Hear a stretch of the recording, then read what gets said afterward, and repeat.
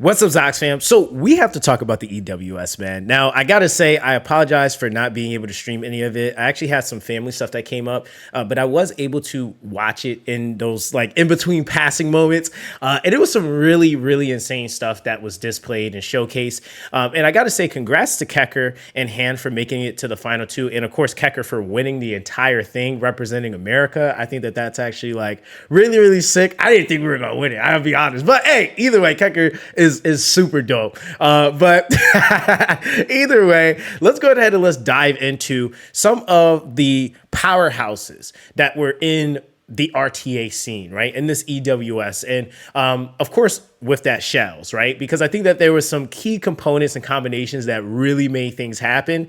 And I want to talk about some of those. Now, I want to talk about some of the ones that were kind of like sleeper units, like for especially the casual player that was maybe seeing RTA for the first time, and you might have heard some things earlier in the game, like, this character's only used for Doki Doki, right? And even some of the low rarity characters that were really shining, I would say, in RTA. Like, number one, I would say, was definitely Kazio the River for me. I think Kazio the River is like, she's just an interesting character because I feel like definitely being a free character that players could get in the very beginning, and then seeing her actually be utilized in RTA at a higher level. Again, this is definitely a play into the revelation meta. Like the revelation meta, I think is something that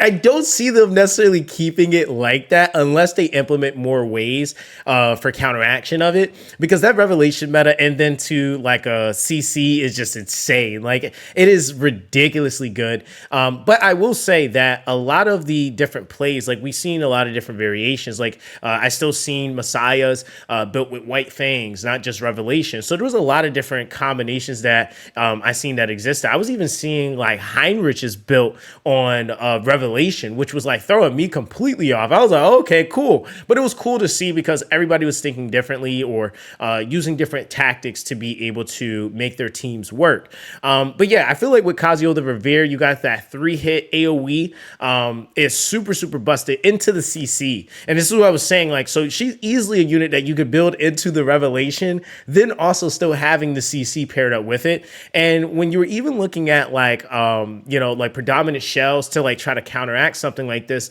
it would be like, a lighthouse, right? But then like when you look at what lighthouse actually can potentially give you as a set bonus, lighthouse doesn't actually give like bulwark or anything like that. So CC was able to just kind of slide through there in a lot of scenarios too, which is kind of like, again, something that I think is worth thinking about. I feel like we might see some adjustments to things like lighthouse where we might see some sets that weren't on there before. That's just kind of my theory that might happen, outside of like, directly implementing certain units that just straight up counter certain things within the meta, or even shells that counteract things in the meta. Now, another one that I want to talk about too is obviously my boy Obel. I gotta say, the fact that like Obel PvE could do PvP, I mean, we knew this, right? I knew this, right? Because Obel was always like a predominantly strong character just because of the fact that he's a CC, with the fact that you can then rotate him with like, say, the Codex of Magic, so you can double up on that, and then the excess dot from it. And then the fact that he can also buff convert, right? I think that that combination is just like, really, really strong. That's something that's like really, really insane. So as long as you're not going into or rotating into like a whole bunch of bulwark, and I mean, if you have a stripper, then there's that. Excuse me. But that's something that I really felt like was like really, really cool to see the old boy doing this thing, right? And then, of course, like the Dispel, like I said, with the skill too, is just really, really strong. Especially once you have this maxed out, then you get the 2 conversions. It's just pretty insane to see, man. Like, it just does its thing. Now, another one, okay?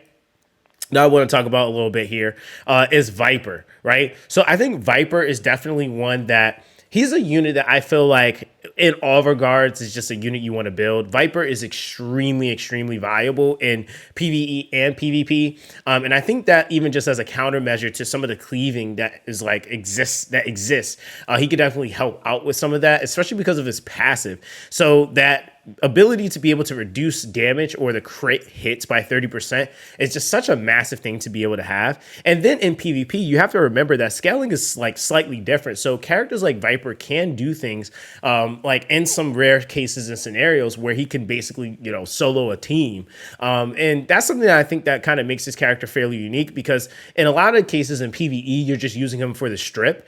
But when you start talking about like PvP, it's like you want that strip, then it's the hits, right? And then once the fight is like existing or going past a certain time, now you're talking about like nothing can heal, and then he's just there like whack-a-moling you because because you're still hitting stuff. Like it's pretty insane. So I will say I got to give flowers to him because he really did his thing. Now, as far as healers go, I feel like Sonia, and a lot of people, I think, like for sure, tries to play this character because she got adjusted in the very beginning. And we have to talk about this, right? Because I think that there's a misconception with like what was adjusted for balance and what just like it's just straight dog. We even still seen Tiamat, right? Like that was still a really, or that was like one of the predominant combinations that we were seeing in like the earlier days of RTA was like the Tiamat with the Sonia. And really what that combination and what they mitigated or changed about that was just the oppressiveness of it. So things like the all-powerful protection is still extremely powerful, right? Like that's still a really annoying and nasty ability to have. But more so with her specifically, the fact that she's able to make it to where she basically can always cleanse or purify. That's something that is like super, super huge. It's like, again, that with the turn meter push, you're then still getting some consistent heals. And you have to remember with shells like Fortissimo, or if you have her on Alicorn for the constant purification, she's just going to be like, again, never really being affected by CC, because even once the Alicorn proc, she still herself can proc her ability to be able to purify. So I think that that's something that like really makes her really stand out. And the reasons why they had to adjust it, because before, and even when we talk about what was adjusted on her, it was the fact of her being able to use her skill 3 so quickly. That was one thing that was changed on her. I think before it was like a 2-turn. It was something stupid. Like it made no sense. So they increased it. So yeah, they made her less oppressive, because I'm almost certain if this was old Sonia, she would have been like in there just like wrecking and like that whole like counteracting CC. She would just been going off on it. I mean, and she was doing fairly well anyway. So that's that. But those are some of the highlighted units I wanted to talk about, though. I know there were some others that I seen. I even seen a Vice get thrown into RTA, and I was actually very surprised. I didn't think anyone was actually going to do it in EWS, but they did. And I was like, okay, like granted, that just goes to show too that like how good of a unit Vice is generally, because even for someone to consider throwing this unit into an RTA match is just kind of insane. But again, yeah, that is just like kind of that. I mean, it does not mitigate the fact that he still can taunt, still has with the Fortissimo combination the ability to have all the excess healing, the attack down with the pushback. It's still really powerful stuff if you can get that to operate or work for you in a setup, right? So those are just some of the ones that I just like can think of off the top of my head that's like pretty notable. Now I want to shift into some of the SSRs, right? Now there were some that I was like really excited to see. Definitely one in particular was the boy Holden. Where's my Holden at? Where you at, Holden? You over here hiding. There he is. I was so hyped to see Holden being used as avidly, and it was really nice to see him in the final matches as well. Again, like we got to see, like I was telling you guys before, that skill 2, man, is just something that is unlike any other. Like, but being able to see the skill 3 being utilized into the skill 2 for the isolation was just so sick. And it's just such a good counter. And then the fact that you have the attack down, the res down, then you're able to then go into that skill 2 and isolate someone. And now you then on top of that, like it's not even just like insult to injury that you're pushing them back by 100%, but then it's also the fact that you're reducing all their cooldowns. Like that's something that I think really makes his skill 2 really suck. And this is something that like even what I was seeing a lot of was like him on the Artisan, which makes sense, right? Because that's giving him that defense scaling, so he can actually hit really hard when he retaliates with his skill 1. So it was like really cool to see the different variations and builds on him. But like, yeah, Holden was definitely holding his own, no pun intended. And that was something that was like really, really sick to see. Of course, another character I already knew she was going to be in like end game high end RTA was Ling Lo. I mean, for what it's worth, Ling Lo is just that character, right? So she's just like, again, for what you were probably seeing more of was like her on like lighthouses, for the most part. I would even say with her on Supernova, like the thing with her and Supernova is that that's like the only, like between the two, that's the only way for you to be able to build bulwark into her. Otherwise, you have to go for like the bloodbath build. If you're, just using lighthouse, for example, whereas like she can do both on Supernova. So again, it's just one of those things that I feel like with this character, she actually can put in a lot of work for sustaining your team, but she has so much that she has to work through, right? Like it's just so much that she's up against, but she's still a really, really good character. And I feel like for her to be the first like 7-day free character that everybody gets that's an SSR, her value is extremely high, right? So I feel like, again, it was, always nice to see a character like that. Now, another one, right? I want to talk about this character because this character was on the banner. And I remember in the very beginning of the game, people were telling people to skip this banner, which was Freya. Freya, like, again, guys, I cannot stress how good this character is, right? Like, Freya with no skill ups is busted, right? And what we were seeing, of course, was what we knew to be the meta within RTA was like the revelation meta Freya, of course, being a part of that, because you could then, of course, get that multi-hit, 4 hits, which is just insane, of revelation damage. And so that on top of the fact that then she's a movement or turn meter battery. I mean, dude, like before you know it, like you're getting hit with the revelation. Then the debuff procs are also procking the turn meter ability that she has. Then the attack up is also procking that. And then before you know it, you're getting hit with like revelation 4 times, right? It's like, so that's the thing that I feel like that's why I like after coming out of this EWS, and what I don't think a lot of people actually realize what this EWS was this EWS was basically it's kind of a gauge of balance, right? Like, granted, it was a performance, right? Where we got to see some of the highest performing players in the game do their thing. But this also kind of gave a good idea of where the game's meta currently stands, right? It was really nice to also, which I will say, which is kind of late into the meta, to see units like Fuchi actually being used in there. Again, she's actually still really good generally, right? Like, so her being actually invested and skilled up, she's even more busted, right? Like she's a really, really solid unit, of course, with the shield, the speed up buff, 2 things that just are great in PvP, and just generally speaking are great. But the Moonlight Veil, I think, is something that was also really nice to see being played into, because the Moonlight Veil is such a like ridiculous ability, and definitely was something that was underrated when it first obviously was released, and that wasn't that long ago. So it was really nice to see her being utilized as well. Now, of course, got to give it to my girl Hoyan for getting some spotlight showcasing in there. I think with Hoyan, like that's kind of one of the things that like I know a lot of players are like, where can you really use her? She does get to shine a lot more in PvP. I think like one of the areas in PvE we predominantly will see her is like Terramatan, right?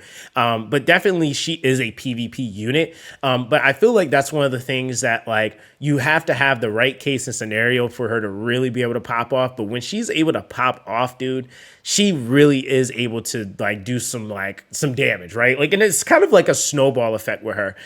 So going into the passive with the execution right, being able to proc the death prevention from that, it's just like so insane with the soul ward. Like if you have the right scenario for that, then you just kind of get to eat. But again, if it doesn't pop off, then you kind of get punished. So it's like high risk, high reward with Hoyan. Which is kind of the thing. And it's very, very much so like you get that initial burst, but if you try to like prolong the fight, man, it could be a little rough depending on like what the opponent might have, right? Now, we got to talk about some of the kingpins, okay? Because these were some of the top ones that I seen that like I really was like really enjoying watching and seeing being used. But of course, there was the kingpins, right? Like we had the Messiah, right? We have to talk about the boy Messiah. Messiah on Revelation. We seen him on White Fang. I mean, he was just holding his own. He is a unit that is definitely high value in PvP. And definitely for what it's worth, I think that like when we talk about any of the units that was being utilized on Revelation, they just kind of worked. and that's just what it was, right? I would even say, like, in a lot of scenarios, like where you're seeing these differentiating like setups and combinations. I think there was even like there was one match where Kecker actually did it was a Messiah, what's his name, Heinrich, Holden, and a Lily, and that team went crazy, right? Like it just did exactly what we thought it was going to do, which was send the other team to the gulag, right? And again, when we're talking about like just the value of Heinrich on this dude, like it's only 2 hits, which you wouldn't think would be crazy, but because of the fact that he ignores defense, because he can ignore passives, and then he grants himself that invincibility, that's a really annoying thing to have to deal with, especially when you're dealing with something like other things. Like it's not like you're just dealing with the Messiah. So Messiah was definitely doing a ton of work. Now, on top of that, too, of course, and this was something that I was actually like really,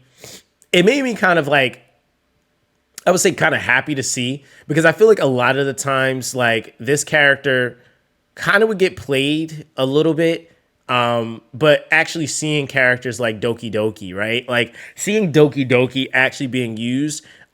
There's this whole construct that I feel like was established in the very beginning of the game. Like only Lily is good, right? Out of the two, like I would never use this other character, right? And Doki Doki, I mean, for what it's worth, is actually really good. You just have to understand how to use her.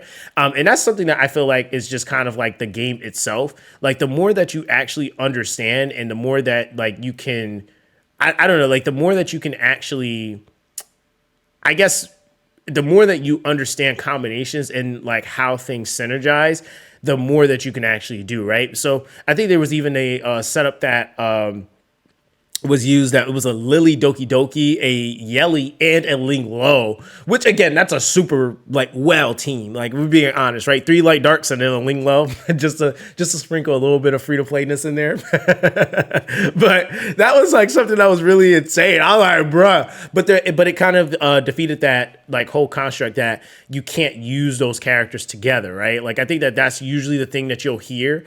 It's like, yeah, those characters don't work together, and like we're literally watching matches where you're literally seeing these 2 characters together. And so even just in terms of like the idea of like certain kits conflicting each other, I think it also like depends too on like the actual investment, because like having like, say for example, like the Doki I think was like built on a Codex of Magic, so it was like really interesting to see that, because it's like, you know, for Doki you usually might think a little bit more you know, either defensive, or you might just be trying to not necessarily go fast because you usually want her to go after people, but just seeing that like double up on that push, like that push manipulation, like you're doubling up on that because you know your opponent's also going to be going, I think is really, really cool to see, right?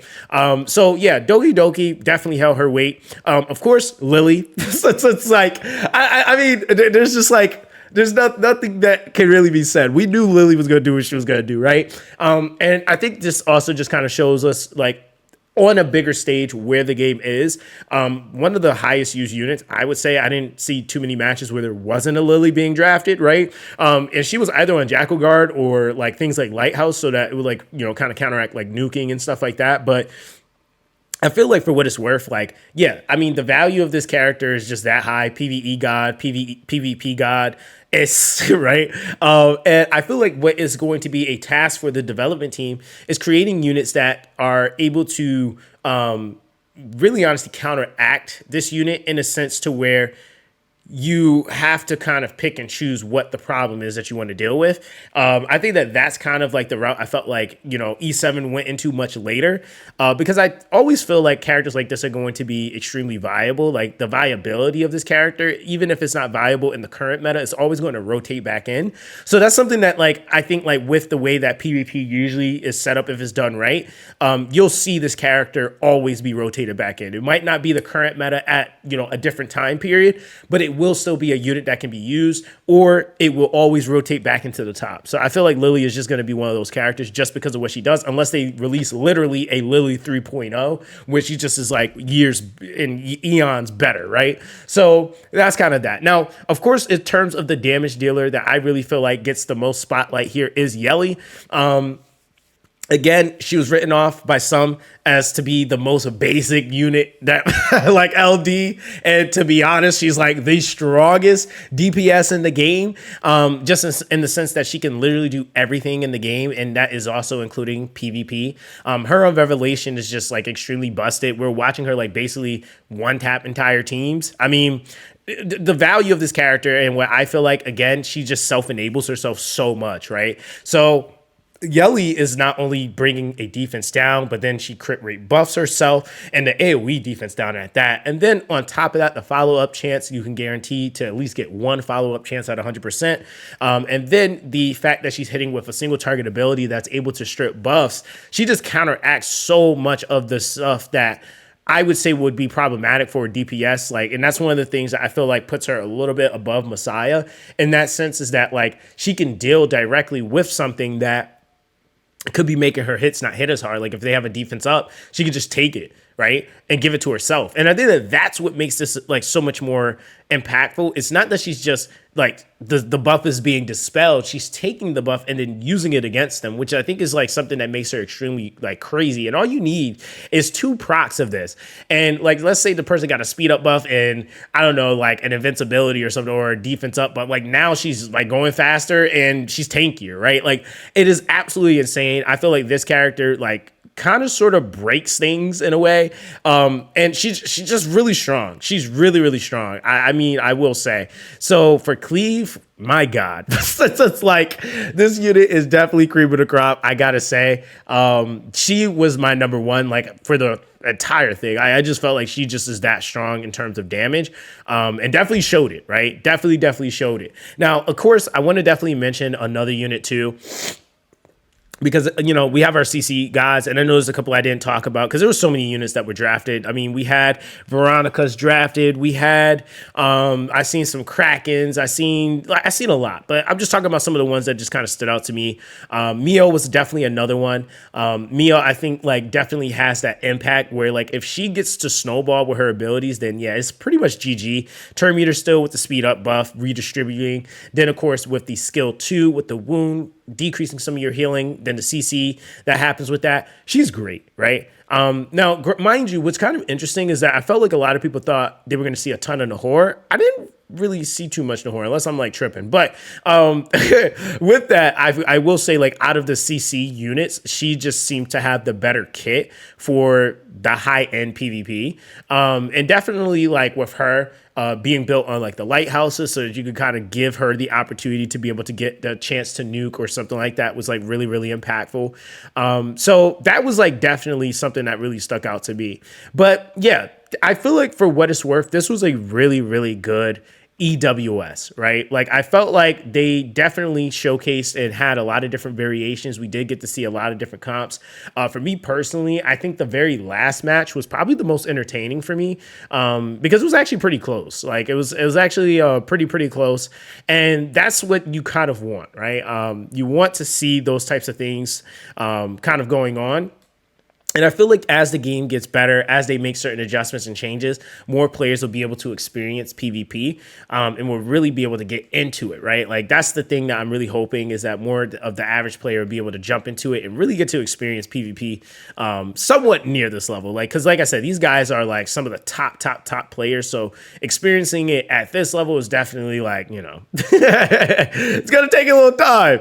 But nonetheless, let me know what you guys' favorite combination was in PvP, man, and in this EWS more specifically, because yeah, I feel like, and also I want to know, what do you guys feel like they might also change? Because keep in mind, we're going to be going into a adjustment period, and I personally feel like Revelation is going to have something to either counteract it, or they're going to change something about it, which might be a nerf. Like I'm almost certain, because Revelation definitely was running rampant, and it was definitely the predominant thing that we were really getting to see really pop off, and it is really strong, I will say. So let me know what you guys think is going to happen. What do you feel like they're going to adjust, or what do you feel like they might add? But that's going to be that with this one, guys. Everyone, stay blessed, and I'll catch you guys in the next one.